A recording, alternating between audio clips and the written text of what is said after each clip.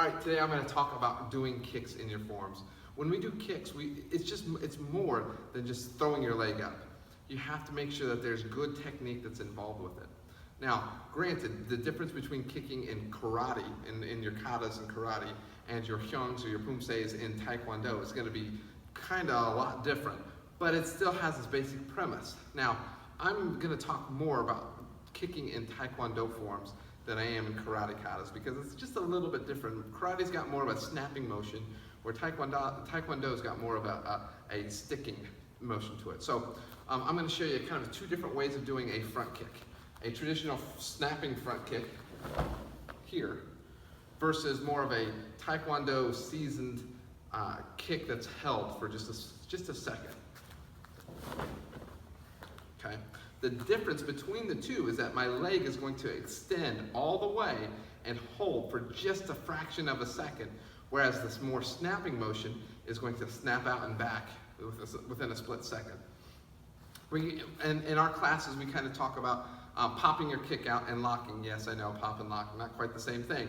But whenever we pop our kick out, we want it to go with speed. We want to hear that uniform pop, but then we also want to lock that kick out for a fraction of a second as well. And a lot of times, the higher you do that, the better the technique looks as well. So we may pop the kick out nice and strong and hold it out and lock it at a higher level too.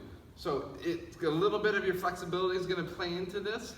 The best thing to do is to start low and work your way up. So if I'm popping a front kick out and I'm going to lock it at a higher spot, again, it's just a fraction of a second. It's not like I'm going to hold it there for 2, 3, or even 1 second.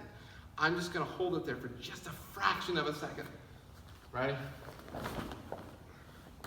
Just a fraction of a second. It's not a snapping kick like that. It's a hold, it's a lock. Okay? The Sidekick is exactly the same way. Granted, I'm not going to do an ITF style where I hold my arm out with a back fist or anything like that. I'm going to do a regular Sidekick with just a kicking motion. I'm going to show you the two different ways of doing it, a snapping Sidekick and a held Sidekick. I'm going to do that from a back leg Sidekick or a number 2 Sidekick. There, versus that one. Again, it's that same motion that you do as a pop and a bring back, a snapping Sidekick. But I'm going to pop it, boom, and lock it out, and then retract it back. Same thing with the round kick. I want to show you the 3 main kicks, the 3 basic kicks that we do. Roundhouse, Sidekick, and the front kick. With the roundhouse kick, it's the same thing. Now, when you're doing your form, pull your toes back. I know there's some styles that tell you to point your toes. When you're doing a more of a traditional style form, pull your toes back, and that way it'll allow for a little bit better of a foot flexion on your kick. Anytime our school, what we teach is we do a pull back of the toes like this, anytime we're breaking a board, hitting in self-defense, or doing our forms. If we're sparring, or sometimes our board breaks, we will break with the top, or strike with the top of the foot, but for forms, we're going to hit ball of the foot. Again, same thing, back leg round kick, snapping kick versus a held kick. Snapping kick first. Okay, versus again, that snapping and that locking, that popping and locking.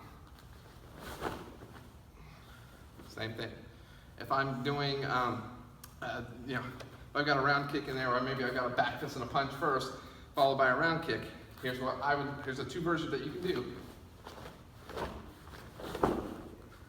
There, versus the second one. And then into your next technique. So, pop it out there, make that sound, pop that uniform, lock it out for a fraction of a second, and don't forget to retract it. Stuck on a runway, I can get left in. Stars in the sky that I just can't find. Never getting home.